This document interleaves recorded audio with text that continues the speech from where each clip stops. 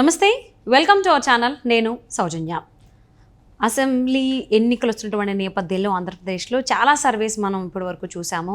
కానీ కేకే సర్వేస్ ఏంటి అని అంటే ఎలక్షన్ నోటిఫికేషన్ వచ్చిన తర్వాత అన్ని పార్టీలు కూడా వారి వారి అభ్యర్థులను ప్రకటించిన తర్వాత చేసినటువంటి సర్వే. సో మా సర్వే ఆధారంగా మనం చూసుకున్నట్లయితే మరి ఆంధ్రప్రదేశ్ ప్రజల నాడి ఏ విధంగా ఉంది, ఏ పార్టీ వైపు అంటే ఏ కూటమి వైపు వాళ్ళ నాడి ఉన్నట్టుంది, దానికి సంబంధించి మనతో మాట్లాడడానికి ఈరోజు మనతో పాటు ఉన్నారు కేకే సర్వేస్ CEO కేకే గారు ఉన్నారు. వారితో మాట్లాడదాం. నమస్తే. నమస్తే. ఇప్పుడు వరకు చాలా సర్వేస్ మేము చూసాం, మేమే కాదు ప్రజలందరూ కూడా చూసేశారు ఆల్మోస్ట్. అంటే ఎలక్షన్ నోటిఫికేషన్ రాలేదు, వైసీపీ అయితే చాలా అభ్యర్థులను ప్రకటించింది నోటిఫికేషన్స్ కంటే ముందే. సో అవి జాబితాలు చెప్పుకుంటూ పోతే డబల్ డిజిట్లోనే ఆల్మోస్ట్ 15 జాబితాల వరకు చెప్పడం జరిగింది. సో అవన్నీ పక్కన పెడితే అసలు మీరు ఆల్రెడీ ఇప్పుడు లేటెస్ట్గా చేశారు కాబట్టి ఎలక్షన్ నోటిఫికేషన్ వచ్చిన తర్వాత అన్ని పార్టీలు కూటమితో సహా వారి వారి అభ్యర్థులు ప్రకటించిన తర్వాత మీరు సర్వే నిర్వహించడం జరిగింది. ఏ అంశాలపైన మీరు ఫస్ట్ ఆఫ్ ఆల్ ఈ సర్వే నిర్వహించారు? అంటే కేకే సర్వేస్ అనేది ఇప్పుడు ఫస్ట్ ఇంటర్వ్యూ సౌజన్య మీకు చెప్పేది 2019లో నెంబర్ ఆఫ్ వ్యూవర్షిప్స్ కానీ, ఎందుకంటే మీకు ఆల్రెడీ ఐడియా ఉంటుంది, క్రెడిబిలిటీ కానీ కామన్ మ్యాన్ నుంచి సీఎం వరకు మొత్తం ప్రతి ఒక్కరు నమ్మి ఇది కరెక్ట్ అవుద్ది అని వాళ్ళు తిట్టుకొని ఉంటారు. కానీ రిజల్ట్ వచ్చిందాక అందరి చేత శబాష్ అనిపించుకున్నాం. మాకు ఇప్పుడు ఇంకా బరువు పెరిగిపోద్ది. ఇప్పుడు మనకు ఫస్ట్ సినిమా హిట్ అయిన తర్వాత రెండో సినిమా దానికంటే బాగా ఆడాలని అనుకుంటాం కదా. సో ఆ వెయిటేజ్ ఖచ్చితంగా ఉంది కాబట్టి చాలా జాగ్రత్తగా ప్రతి ఒక్కటి క్షుణ్ణంగా అబ్జర్వ్ చేస్తున్నాం. ఇంకోటి పొలిటికల్ పార్టీస్ కూడా సర్వేస్ కండక్ట్ చేస్తున్నాయి. సర్వేస్ కండక్ట్ చేస్తున్నప్పుడు కూడా బట్ స్టిల్ అవి ప్రతి ఒక్క ఎమ్మెల్యేకి పంపిస్తుంటాయి, అదిగో మీ సర్వే రిపోర్ట్ ఇదని. అక్కడ కూడా మిస్టేక్ ఏం జరుగుతుందంటే, ఇప్పుడు ఖచ్చితంగా మీరు ఓడిపోతున్నారు అనుకోండి, మీకు చెప్పాను అనుకోండి, నేను యాజ్ ఏ పార్టీ అధ్యక్షుడిగా నేను మీకు చెప్తే మీరు పోటీ చేసి కంటెస్ట్ చేసి డబ్బులు ఖర్చు పెడతారా? లేదు కదా. ఆబ్వియస్గా ఎందుకంటే అంత డబ్బులు ఖర్చు పెట్టారు, అంత తిరగరు, ఎందుకంటే భారీ మెజారిటీతో ఓడిపోతున్నప్పుడు. సో పార్టీలు కూడా ఏంటంటే రాంగ్ రిపోర్ట్ ఏంటంటే వాళ్ళు పంపించి మీరు ఒక 2-3 వేల ఓట్లతో సౌజన్య గారు ఉన్నారు, కొంచెం ట్రై చేస్తే గెలవగలుగుతారని పంపిస్తున్నారు. ఇప్పుడు వీళ్ళు కష్టపడి ట్రై చేసినా పార్టీకి తెలుసు ఓడిపోతున్నారండి. బట్ స్టిల్ ఎవ్రీ వీక్ మీరు కొంచెం పుంజుకుంటున్నారు అంటే మీరున్న స్థాయి కంటే కొంచెం పుష్ చేయడం అనమాట, అట్లా ఉంటుంది.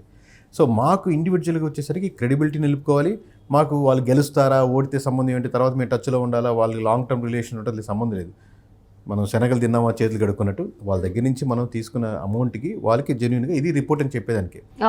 బట్ యాజ్ ఎన్ ఇంటర్వ్యూస్ ఈ విధంగా వచ్చేది ఏంటంటే ఓవరాల్గా మనకు ఒక రీచ్ పెరుగుతుంది, మనకు తెలుస్తుంది కేకే సర్వీస్ అనేది ఒక బ్రాండింగ్ ఉపయోగించుకుంటున్నాం అంతే. అవును, అంటే 2019 ఎన్నికల్లోనే మీరు ప్రజలకు చాలా దగ్గర అయిపోయారు మీ సర్వేస్ ద్వారా. బట్ ఈసారి 2024 ఎన్నికలు చాలా క్లిష్టంగా మారబోతున్నాయి ఆంధ్రప్రదేశ్ ప్రజలకు కావచ్చు, కూటమికి కావచ్చు. సో కీ రోల్ ప్లే చేస్తున్నాయి ఈ ఎన్నికలు. మరి ఈ ఎన్నికల్లో ఎవరు ఎక్కువగా మెజారిటీ ఆఫ్ ఓట్స్ని గెలుచుకోబోతున్నారు? అది అంటే ఎగ్జాక్ట్ నెంబర్స్ ఇవన్నీ నాకు చెప్పేదానికి ఒక 1 వీక్ పడుతుంది సౌజన్య గారు.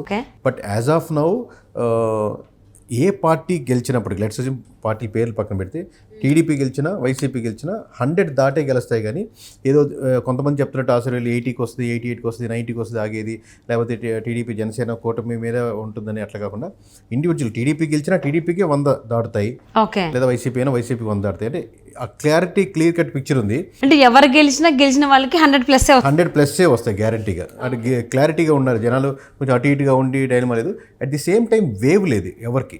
లాస్ట్ టైం ఒక జగన్ వేవ్ కానీ మామూలుగా ఓడి కొత్తగా ఇద్దామనుకునే ఉన్నాయి.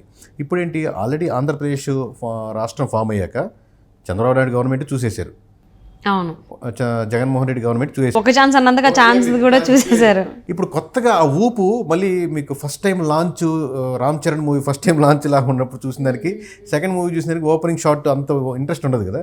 సో ఆ విధంగా తయారైందనమాట. ఇప్పుడు వేవ్ లేదు. మేబీ యాంటీ జగన్ వేవ్ టీడీపీకి వెళ్తే టీడీపీ వద్దనుకున్న జగన్కి వేస్తారా, పవన్ కళ్యాణ్కి ఇచ్చింది ఎలా ఉంది అనేది తప్పితే ఒక వేవ్గా ఏ పార్టీకి లేదనమాట. మొత్తం ఏమీ లేదు ప్రస్తుతానికైతే. అంటే మీరు జనరల్గా ఆల్రెడీ ఇంతకుముందు జరిగినటువంటి 2019 ఎన్నికల్లో కూడా సర్వేస్ చేశారు కాబట్టి ఈ 2024 ఎన్నికల్లో ఏ అంశాలని మీరు తీసుకుని సర్వేస్ నిర్వహించారు? అంటే మనమే కదండి, జనరల్గా ఏంటంటే మీరు ఫస్ట్ ఆఫ్ ఆల్ ఏ పార్టీకి ఓటేద్దాం అనుకుంటున్నారు, ఎవరికి ఓటేద్దాం అనుకుంటున్నారు, ఎందుకు ఓటేద్దాం అనుకుంటున్నారు, ఈ అంశాల మీదే ఎక్కువ వెళ్తూ ఉంటాయి డేటాబేస్. ఇంకోటి ఏంటంటే ఎక్కువ మంది అడిగేది సర్వే అడిగే క్వశ్చన్ల మీద ఆధారపడుతున్నాం, మేము ఇన్ని శాంపుల్స్ తీసుకుంటున్నాం, 2000 శాంపుల్స్ 3000 శాంపుల్స్ తీసుకుంటాం, అంటే 3000 మంది శాంపుల్ అంటే ఒక పర్సన్ అడుగుతున్నామని. బట్ యాక్చువల్లీ ఆ శాంప్లింగ్ అడగడం కంటే కూడా వాల్యుబుల్ ఏంటంటే ఒక వ్యక్తి ఒక మండలంలోనో ఒక దగ్గర ఉంది రోజు పొద్దున్న లేచి సాయంత్రం వరకు అదే పనిలో ఉండి డేటా తెచ్చుకుంటూ ఎలా మారుతుంది నియోజకవర్గంలో అనే అంశాలు తెలుసుకుంటూ ఉంటాడు. ఈ ఎమ్మెల్యే క్యాండిడేట్ పెడితే ఎలా ఉంటుందని, లేకపోతే ప్రజలు ఏమనుకుంటున్నారు ఈ విషయాల గురించి కానీ, లేకపోతే ఏ సర్పంచులు లోకల్ ఇన్ఫర్మేషన్ డేటా అంతా తన దగ్గర ఉంటుంది. ఒక్కసారి అతను మనకు గ్రిప్లోకి వచ్చాక లాస్ట్ టైం ఎలక్షన్స్లో అడ్వాంటేజ్ ఏంటంటే మనం విగ్రస్ తిరిగి కాబట్టి ఇలాంటి వాళ్ళు ఒక 50-60 మెంబర్స్ మేము మా భాషలో స్లీపర్ సెల్స్ అంటాం. ఆ ఇన్ఫర్మేషన్ పెట్టుకున్న వాళ్ళు పెట్టుకున్నాం. ఇప్పుడు వాళ్ళు ఇచ్చే ఇన్ఫర్మేషన్ మాకు లక్షల్లో వేసినా రాదనమాట బయట వాళ్ళకి. సో అది ఇన్ఫర్మేషన్ చాలా క్రోడీకరించుకొని ఇప్పుడు అందుకని ఎమ్మెల్యే క్యాండిడేట్లు వచ్చాక ఈ ఎమ్మెల్యే క్యాండిడేట్కి ఎలా ఉంది, ఈ పార్టీకి ఎలా ఉంది, ఎందుకని వీళ్ళు కొట్టేద్దాం అనుకుంటారు, ఏ క్యాస్ట్ ఈక్వేషన్స్ ఎలా ఉన్నాయి, ఏ క్యాస్ట్స్ పాజిటివ్ ఉన్నాయి, ఏ క్యాస్ట్ నెగిటివ్ ఉన్నాయి, జనసేన టీడీపీ కలవడం వల్ల జనసేన ఓట్ బ్యాంకింగ్ టీడీపీకి ఎంత వెళ్తుంది, టీడీపీ ఓట్ బ్యాంకింగ్ జనసేనకి ఎంత వెళ్తుంది, బీజేపీ కలవడం వల్ల బీజేపీ వల్ల నెగిటివ్ అవుతుందా పాజిటివ్ అవుతుందా, వైసీపీకి అగెనిస్ట్గా ఎంత ఓట్ బ్యాంకింగ్ ఉంది, వైసీపీకి ఫేవర్గా ఉన్నారా, ఇలా నెంబర్ ఆఫ్ క్వశ్చన్స్ క్రోడీకరించుకొని ఈ కంప్లీట్ డేటాబేస్ కలెక్ట్ చేసి మనం రిపోర్ట్ ఇవ్వడం జరుగుతుంది. ఓకే, అంటే చాలా అంశాలు ఉన్నాయి మీ సర్వీస్ నిర్వహించిన దాంట్లో. అంటే మీరు ఒకటి మెన్షన్ చేశారు మీ టెక్నాలజీ ప్రకారం స్లీపింగ్ సెల్స్ అని. అంటే మీరు ఆల్రెడీ చేశారు కాబట్టి, అంటే క్యాండిడేట్స్ కూడా ప్రకటించేసిన తర్వాత చేశారు కాబట్టి, వైసీపీలో ఎక్కువగా ఉన్నాయా మీరు చెప్పినట్టు స్లీపింగ్ సెల్స్, లేదంటే కూటమిలో ఎక్కువగా ఉన్నాయా? స్లీపర్ సెల్స్ ఒక అడ్వాంటేజ్ అంటే వాళ్ళు న్యూట్రల్గా ఉంటారు. వాళ్ళు అప్పుడే కాకపోతే స్లీపర్ సెల్స్కి కాగలుగుతారు. మీరు ఎప్పుడైతే ఒకటి అటాచ్మెంట్ జరిగిందో మా జగనే కావాలి, మా చంద్రబాబు గెలవాలని, పవన్ కళ్యాణ్ గెలవాలి, ఎప్పుడైతే అటాచ్మెంట్ ఉండదో ఎప్పటికీ మీకు రైట్ ఇన్ఫర్మేషన్ రాదు. ఎందుకంటే ఎప్పుడు ఆ కోవలో ఉంటారు. ఇప్పుడు మీకు వాట్సాప్ గ్రూప్ ఒక కమ్యూనిటీ పెట్టుకుంది అనుకోండి, అదే కమ్యూనిటీ మనం వస్తున్నాం, మనం గెలిచిపోతున్నాం, అదిరిపోతున్నాం, అదే మాడుకుంటారు పొద్దున్నేసి, అదే వీడియోస్ చూస్తూ ఉంటారు. మీకు యూట్యూబ్లో ఏ వీడియోస్ చూస్తుంటే అదే వీడియోస్ వస్తూ ఉంటాయి. ఇప్పుడు ఒక ట్రావెలింగ్ వీడియోస్ ఇష్టపడితే ట్రావెలింగ్ చూసినట్టు, ఫర్ సపోజ్ మీరు ఎక్స్ పార్టీ గెలవాలనుకుంటారు, ఎక్స్ పార్టీ వీడియోసే చూస్తుంటారు. ఇంకా అదే ఆ నలుగురు కలిసినప్పుడు మనమే గెలిచిపోతున్నాం అనుకుంటారు. స్లీపర్ సెల్స్కి ఎటువంటి అటాచ్మెంట్ లేనివాడే మేము వాడు స్లీపర్ సెల్గా వాడికి ముద్ర వేయగలుగుతాం. అతను మన స్లీపర్ సెల్ ఈ 40 మందిని 50 మందిలో మనం పెట్టుకోవచ్చు, తను కాంటాక్ట్ చేయొచ్చు, ఈ పలానా విలేజ్ పలానా మండలం ఇన్ఫర్మేషన్ కరెక్ట్గా ఇస్తాను. ఎప్పుడైతే తను కనెక్ట్ అవుతాడో ఆ ఇన్ఫర్మేషన్ రాదు. సో అంటే అటాచ్డ్గా ఉండాలి. అంటే ఎందులో ఇలాంటి కైండ్ ఆఫ్ పీపుల్ ఉన్నారు, ఏ పార్టీలో, వైసీపీలోనా లేకపోతే కూటమికి సంబంధించిన వాళ్ళు? ఏ పార్టీకి సంబంధించిన వాళ్ళు కాదు, వాళ్ళు విలేజ్ లో నార్మల్ పర్సన్స్, వాళ్ళు వేరే రకరకాల ఎంప్లాయీ కావచ్చు, ఇంకోటి కావచ్చు, బట్ దే కెన్ ఓటర్స్ వాళ్ళు దే కెన్ అసెస్ అనమాట. Not related to political party. Okay, మీరు చెప్పిన స్లీపర్ సెల్స్ అనేది అభ్యర్థులు కాదు, ఓటర్లే కామన్ పర్సన్స్, రకరకాల వాళ్ళు జాబ్స్ చేసుకుంటూ, but they can assess the people plus and they can get the knowledge. అంటే ఒక విలేజ్లో ఎలా ఉంది అనే నాలెడ్జ్, ఇన్ఫర్మేషన్, ఏ కమ్యూనిటీ విలేజ్లో అమలాపురం అనుకోండి, అమలాపురంలో ఎట్లా మారుతుంది, ఇట్లా రకరకాల వాళ్ళు అసెస్ చేయగలుగుతారు. ఓకే, వాళ్ళ నుంచి ఇన్ఫర్మేషన్ ఎక్కువ తెచ్చుకుని ట్రై చేస్తూ ఉంటాను. డన్. అండ్ అలాగే మీరు చాలా అంశాలని తీసుకుని సర్వీస్ చేస్తున్నారు కాబట్టి, అంటే ఎక్కడైనా అంటే అంటే పార్టీస్ వైగా నేను మాట్లాడుతున్నాను. సో వైసీపీకి ఎక్కువ నెగిటివిటీగా వినిపించిందా, లేకపోతే కూటమికి ఎక్కువ నెగిటివిటీ వినిపించిందా? ఇప్పుడు మనకు మీరు ఇప్పుడు చదువుకునే రోజుల్లో మెస్సుల్లో భోజనం చేస్తూ ఉంటాం తిరిగి. అవును, 2 మెస్సులు ఉన్నాయి అనుకోండి, ఒక మెస్ తిన్న తర్వాత బోర్ కొడుతూ ఉంటుంది ఆబ్వియస్గా, రోజు ఇదే తిందామని. మళ్ళీ 2వ మెస్కి వెళ్తాం. 2వ మెస్ తిన్న తర్వాత ఒక నెల రోజుల తర్వాత బాగులేవు, అది వేరే విషయం, కానీ మళ్ళీ ఈగట వేస్తుంటుంది. ఈగట ఫస్ట్ది గుర్తుండదు. ఇప్పుడు ఏది జరుగుతుందో అదే గుర్తుంటుంది, ప్రెసెంటే గుర్తుంటుంది. అబ్బా రోజు అదే బిర్యానీనా మారుతాం, పప్పుకి వెళ్దాం, రోజు అదే పప్పు బిర్యానీకి వెళ్దాం, ఎప్పుడైనా మెస్ కావచ్చు, ఇంట్లో భోజనాలు రెగ్యులర్ అవుతుంది. సేమ్ అట్ ది సేమ్ ఎక్కువ నెగిటివిటీ ఎప్పుడు కరెంటు ఉన్న దాని మీదే ఉంటుంది. ఎందుకంటే కరెంట్ దాని మీద బాగాలేదు, అది బాగాలేదు డిస్కషన్ ఎప్పుడో జరిగిన 5-6 సంవత్సరాలది కొంచెం మనకు మర్చిపోతాం. కరెంట్ ఇప్పుడు మీరు ఏ గొడవ పెట్టుకుంటున్నారు ఇంట్లో, గొడవ ఉంది, అదే జరుగుతుంటుంది.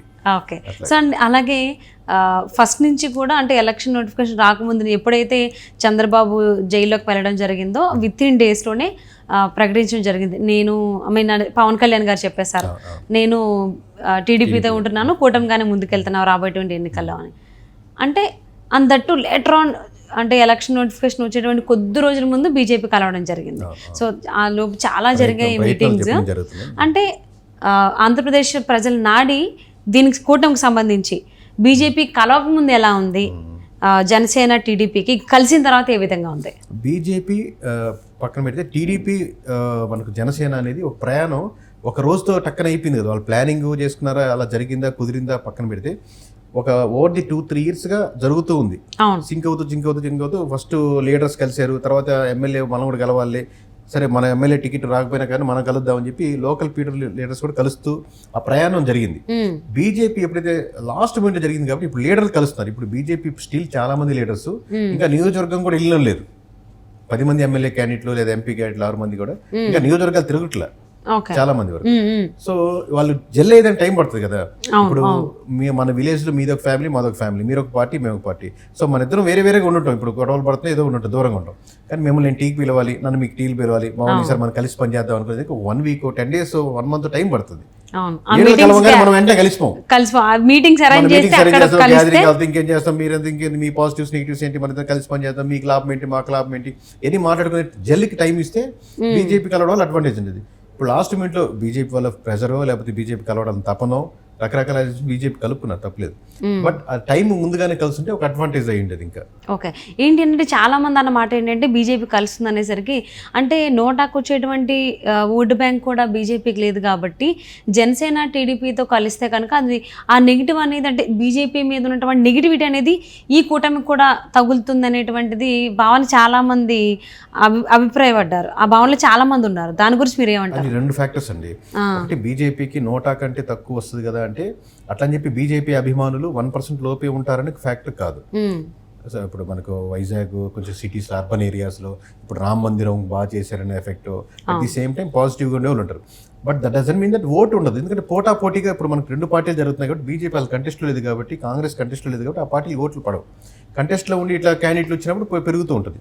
అట్ ది సేమ్ టైం మీరు అదర్ సైడ్ వాల్ ఆఫ్ ఏముంటుందంటే, కొన్ని కమ్యూనిటీస్ ఆబ్వియస్గా బీజేపీ రావగానే, ఇప్పుడు ఒక ముస్లిం కమ్యూనిటీ తీసుకున్నాం లేదా క్రిస్టియన్ కమ్యూనిటీ తీసుకున్నాం, కొంతమంది జనసేన ఆ విలేజ్లో మన వాళ్ళు ర్యాలీ అవుతున్నారు ఎవ్రీడే. బట్ బీజేపీ అవ్వగానే ఆబ్వియస్గా ఆ ఫ్యామిలీ కొంచెం వెనక్కి ఒక స్టెప్ వేస్తుంది.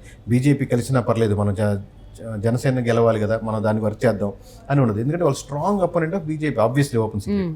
So at the same time positives ఉంటాయి, నెగిటివ్స్ ఉంటాయి. ఇంక ఈ స్ట్రాంగ్ అపోనెంట్ ఆబ్వియస్గా వైసీపీకి ఫేవర్గా వెళ్ళేదానికి ఆస్కారం ఉంటుంది. బీజేపీకి రావడం వల్ల ఈ క్రోడీకరించుకోవాలి మొత్తం వాళ్ళు ఏ నియోజకవర్గంలో ఎలా ఉందని. సో ఎక్కువ కమ్యూనిటీ బేస్డ్, ఎక్కువ ఇట్లాంటి రిలీజియస్ బేస్డ్ ఉన్న దాంట్లో నెగిటివ్ ఎఫెక్ట్ ఎక్కువ చూపిస్తుంది బీజేపీ కలవడం వల్ల. ఓకే, సో అలాగే కాంగ్రెస్ కూడా కొంచెం మెయిన్ రోలే ప్లే చేస్తుంది ఈసారి ఎన్నికల్లో.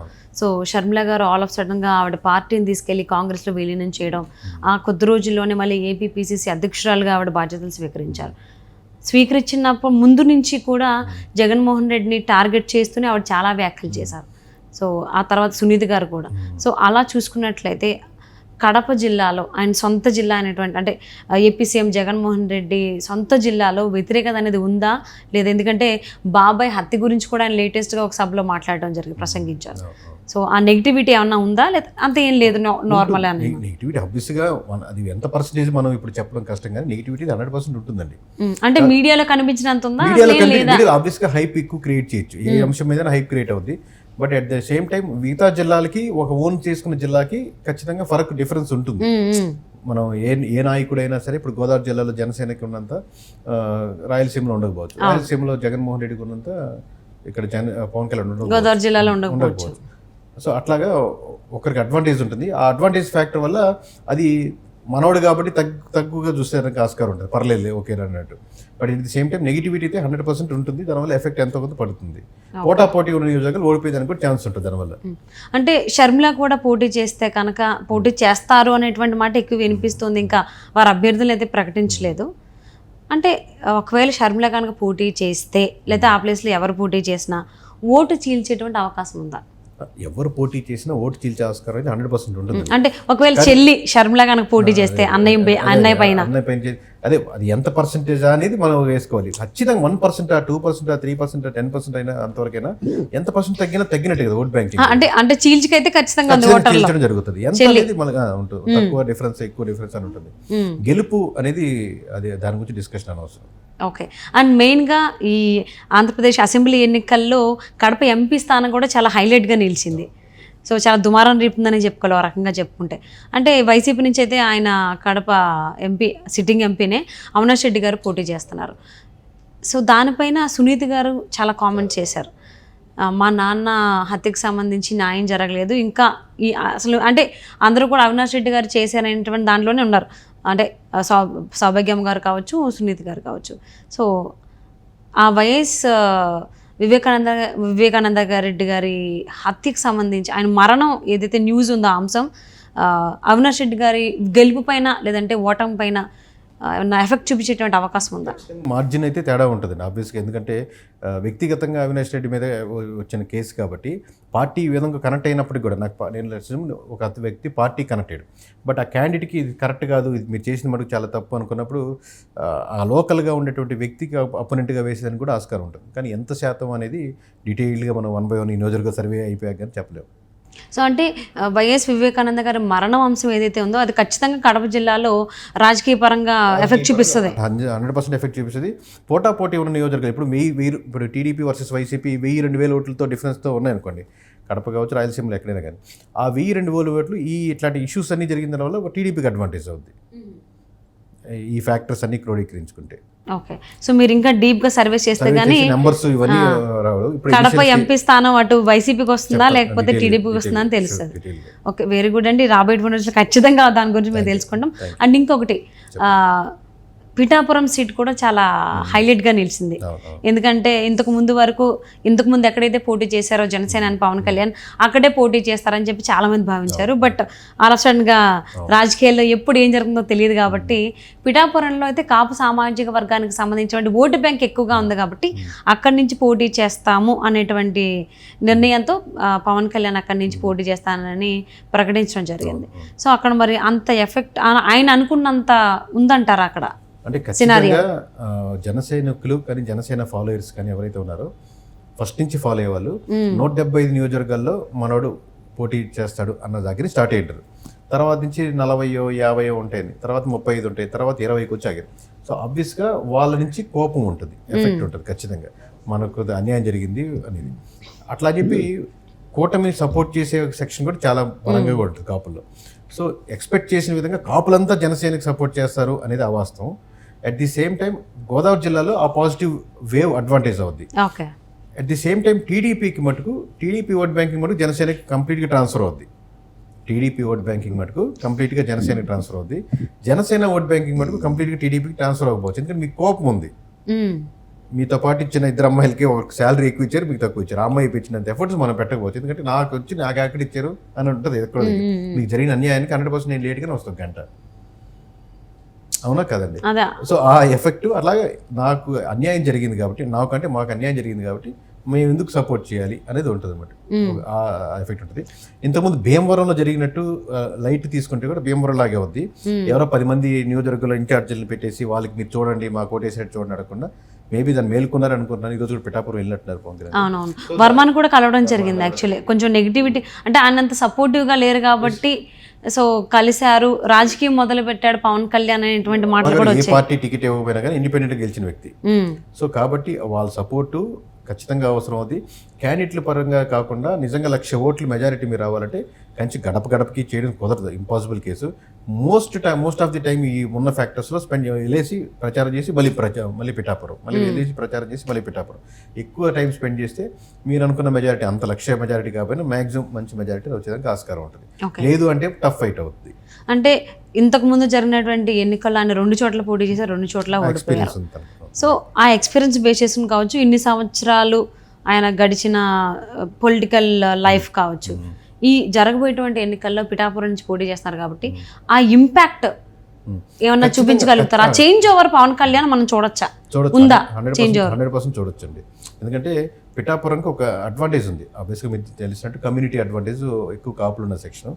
ఎంతో కొంత 2 సార్లు ఓడిపోయిన వ్యక్తి కాబట్టి, 2 చోట్ల ఓడిపోయిన వ్యక్తి కాబట్టి ఒకసారి పోటీ చేయలేదు. సో ఇప్పుడు ఆ సానుభూతి కొద్దిగా ఆ ఫ్యాక్టర్ ఉపయోగపడుతుంది. ఇప్పుడు యాంటీ ఇన్కంబెన్సీ ఓటు కూడా అడ్వాంటేజ్ ఆస్కారం ఉంటుంది. సో ఈ ఫ్యాక్టర్స్ మీద మంచి పాజిటివ్ ఎన్విరాన్మెంట్ క్రియేట్ చేసుకునే దానికి ఆస్కారం ఉంటుంది. At the same time light తీసుకొని మామూలుగా ఉంది కదా ఎన్ని ఫ్యాక్టర్స్ ఉపయోగపడతాయని చెప్పి లైట్ తీసుకుంటే ప్రజలు కూడా లైట్ తీసుకుంటారు. ఎఫర్ట్స్ పెట్టాలి. సో బాగా ప్రచారం చేస్తే కనుక పవన్ కళ్యాణ్ అంత ఇంపాక్ట్ చూపించగలుగుతారు ఆ ఓటర్స్ పైన. వీళ్ళ మీద డిపెండ్ అవ్వకూడదు. మీరు అడిగితే పవన్ కళ్యాణ్ అడిగే ఒక చిన్న 10 మంది పిలిచి అడిగితే ఓటు, వేరే వాళ్ళు వెళ్ళి పవన్ కళ్యాణ్ ఓటు వేయండి అని అడిగేవాడికి చాలా డిఫరెన్స్ ఉంటుంది. సో ఆయన ఎందుకు ఆ మాట కూడా అన్నారు, అడగందే అమ్మాయినా పెట్టదు కాబట్టి నన్ను గెలిపించండి, నాకు ఓటేయండి అని నేను అడుగుతాను అనేటువంటి మాట కూడా ఒక సందర్భంలో ఆయన చెప్పడం జరిగింది. వీడియో దొరకకుండా మాక్సిమం కుదిరినంత వాళ్ళు కలిస్తే, లీడర్లు ఒకసారి పవన్ కళ్యాణ్ కలిస్తే చాలు అనుకునే వాళ్ళంతా కలిస్తే చాలు. ఇప్పుడు 1,00,000 మందిని మనం కలిస్తే ఎలా ప్లాన్ చేయాలి, ఈ ఏరియా వాళ్ళు ఎలా కలవాలి, ఈ మండలం వాళ్ళు ఎలా కలవాలి, ఈ ఊరికి ఎలా కలవాలి, అంతమంది పిలిచి గ్రామ స్థాయిలో ఎంతవరకు కావాలి. వాళ్ళు ఒకసారి పేరున మాట్లాడితే వాళ్ళకి హ్యాపీగా ఫీల్ అయిపోతారు. లీడర్ని కలవడం వల్ల లీడర్ ఒకడే కలుస్తారు కానీ వెనకాల ప్రజలు కలవరు. ఓకే, అంటే మీరు పొలిటికల్గానే చాలా ఇయర్స్ నుంచి ఇందులో ఉన్నారు కాబట్టి అడుగుతున్నా. అంటే 2019కి ముందు ఆయన జస్ట్ టీడీపీకి సపోర్ట్ చేశారే తప్ప పోటీ చేయలేదు, ఎందుకంటే అప్పుడప్పుడే వచ్చినటువంటి పార్టీ కాబట్టి. సో 2019లో ఆయన పోటీ చేశారు, ఇప్పుడు 2024లో కూడా పోటీ చేస్తున్నారు పవన్ కళ్యాణ్. అంటే ఆయనలో ఆ పరిణతి వచ్చిందంటారా రాజకీయ నాయకుడిగా, ఇంకా ఫిల్మ్ యాక్టర్గానే ఒక హీరోగానే ఉన్నారా? యాజ్ ఏ అనలిస్ట్గా నేను అబ్జర్వర్గా దీన్ని చెప్పాలంటే మటుకు జనసేన తరపున క్యాండిడేట్లు చాలామంది ఇంతకుముందు ఎప్పుడు గెలవడంత గెలుస్తారు ఎమ్మెల్యేలుగా, కానీ జనసేన అనే పార్టీ పాను పతనం అయ్యేదానికి ఎక్కువ ఆస్కారం ఉంటుంది. ఎందుకు అంటే 175 నియోజకవర్గాల్లో 155 మంది క్యాండిడేట్లు వాళ్ళు త్యాగం చేసుకుంటారు ఇప్పటికి. ఎందుకంటే ఇచ్చింది 20 సీట్లు కాబట్టి పవన్ కళ్యాణ్ పక్కన పెడితే వాళ్ళంతా ఏంటి మనం పోరాడదామని 4-5 సంవత్సరాలుగా ప్రయత్నించిన వాళ్ళు. రేపొద్దున మీరు 20 సీట్లు గెలిచారనుకుంది, రేపొద్దున 175 మనం పోరాడదాం రండి అంటే వాళ్ళు ఇంతకుముందు వచ్చినంత ఊపు కసి మనం చేద్దాం అనేది ఉండదు. ఎందుకంటే రేపొద్దున మనకు సీట్ వస్తుందో రాదని. ఇంతకుముందు 175 కష్టపడిన వాళ్ళు మనం పోరాడదాం మనం ప్రయత్నిద్దామని. యాజ్ ఏ లీడర్గానే మీరు ఒక డ్రాప్ అయ్యి మనకంత బలం లేదనుకున్నప్పుడు నెక్స్ట్ వచ్చే ఫాలోయర్స్కి అంత బలం ఉండదు. మీరు ఛానల్ అయినా ఇంకోటైనా లీడర్ మనం ముందుకెళ్తుంటే ఇప్పుడు మనం చంద్రబాబు నాయుడు చూడండి, ఆయన లీడర్గా ముందుకెళ్తున్నారు. మనం కొట్లాడదాం పోరాడదాం, దానికి జనసేన అవసరం తెచ్చుకుందాం, దానికి బీజేపీ అవసరం తెచ్చుకుందాం, డబ్బులు అవసరం తెచ్చుకుందాం, ఇంకోటి ఏదో ఉన్నప్పుడు లేకపోతే నడవలేకపోతే కుర్చీలు వెళ్తాం, ఎత్తుకుంటే జైల్లో ఉంటే జైల్లోంచి పోరాడదాం.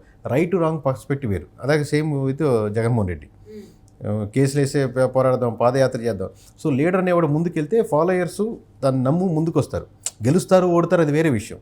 లీడర్ మన మీద అంత నమ్మకం లేదు, మనకు అంత సీన్ లేదనుకుంటే వెనక్కి వెళ్ళిపోతూ ఉంటారు. సో ఆ పరిణితి తగ్గింది అనుకుంటాను. క్యాండిడేట్లు పెంచుకుంటున్నారు, క్యాండిడేట్లు ఆబ్వియస్గా టైప్తో పొత్తు సంబంధం లేదు. పొత్తు రాబోయేటువంటి రోజుల్లో దీనికి సంబంధించిన ఎఫెక్ట్ పార్టీ మీద పడుతుంది గోయింగ్ ఫార్వర్డ్. ఇప్పుడు క్యాండిడేట్లు ఎక్కువ మంది గెలుస్తారు. Okay, temporary benefit, long term disadvantage. Okay, and maybe ఈసారి ఎన్నికల్లో ఖచ్చితంగా పొత్తుతోనే వెళ్ళాలని చెప్పి మెన్షన్ కూడా చేశారు. ఈవెన్ జన సైనికుల్ని వీర మహిళలు కూడా ఆయన ప్రిపేర్ కూడా చేశారు. నెక్స్ట్ ఎన్నికల్లో ఎలా వెళ్ళాలి అనే దానికి సంబంధించి చిన్న బీజం అన్నట్టుగా కూడా చెప్పారు, మెంటల్లీ ప్రిపేర్ చేశారు. అంటే ఆయన ప్లాన్స్ వేరే ఉన్నాయి అని చెప్పైతే అర్థమవుతుంది. సో నెక్స్ట్ టీడీపీ గురించి కనుక మనం మాట్లాడుకున్నట్టయితే నారా లోకేష్ గురించి ఎంత నెగిటివిటీ వచ్చిందో 2019 ఎన్నికల తర్వాత చూసాం. సో ఏ రకంగా చేయకూడదో పర్సనల్గా కూడా చాలా అటాక్ చేశారు. బట్ అప్పుడున్నటువంటి లోకేష్కి ఇప్పుడున్నటువంటి లోకేష్కి తేడా ఏంటి, మీరు గమనించింది ఏంటి యాజ్ ఏ అనలిస్ట్గా? అది ఇప్పుడు ఆయన ప్రతి ఒక్క ఆహార్యంలో కానీ, మాట్లాడే విధానంలో కానీ, లేదా పీపుల్స్ కనెక్ట్ అయ్యే విధానంలో కానీ ఎంతో కొంత వేస్ట్ రా బాబు అనుకున్న వాడి కాడి నుంచి పర్లేదు లోకేష్ డెవలప్ అయ్యాడు, కొంచెం బాగానే మాట్లాడుతున్నాడు, అపోజిట్ కూడా అనుకునేట్టు ఈసారి బాగానే మాట్లాడుతున్నాడు అనుకునే విధంగా ఆ ట్రాన్స్ఫార్మేషన్ తెచ్చుకోగలిగారు కర్వ్. ఓకే, మామూలుగా చాలా కమెడియన్ గా చూసిన వాడు కూడా అవును, చాలా తర్వాత కామెడీగా ఏంటంటే చాలా దారుణంగానే పోస్ట్ పప్పు అనే దానికి సంబంధించి చాలా ఈవెన్ పేపర్స్ లో న్యూస్ కూడా వచ్చింది, ప్రింట్ మీడియాలో కూడా అలాంటి న్యూస్లు వచ్చాయి. అంటే మామూలుగా వ్యక్తిని ఒకరిని ఎవరిని కించపరచడం కరెక్ట్ కాదు కానీ, బట్ జనాల పర్స్పెక్టివ్ లో మీడియా పరంగా సృష్టించిన ఇంకోటి చేసిన ఎవరు చేసినా కానీ దాని నుంచి బయటపడడం చాలా కష్టం. మామూలుగా అయితే ఒకరిని అనడం చాలా ఈజీ, దాని నుంచి ఒక వ్యక్తి బయటపడాలంటే చాలా ఎఫర్ట్స్ చేయాలి. చాలా మంది డబ్బు ఉంది కదా, లేకపోతే ఇంకోటి ఉంది కదా, వాళ్ళు ట్రైనర్ని పెడతారు, వాళ్ళు పెడతారు అనుకుంటారు. బట్ ఎంత కృషి చేయాలి, మనం చేయాలి, వాళ్ళు కృషి చేయాలి, మాట్లాడుకున్న డెసిషన్ చేస్తున్నారు, ఎఫర్ట్స్ పెడుతున్నారు. ఇప్పుడు మంగళగిరిలో కూడా ఫుల్ ప్లెడ్జ్డ్ ఎఫర్ట్స్, ఎందుకంటే ఆల్రెడీ ఎక్స్పీరియన్స్ ఉంది, ఇంతకుముందు ఫెయిల్ అయిన ఎక్కడెక్కడ ఫెయిల్ అనేది, చాలా రకరకాల లీడర్స్ని వాళ్ళు కలుస్తున్నారు.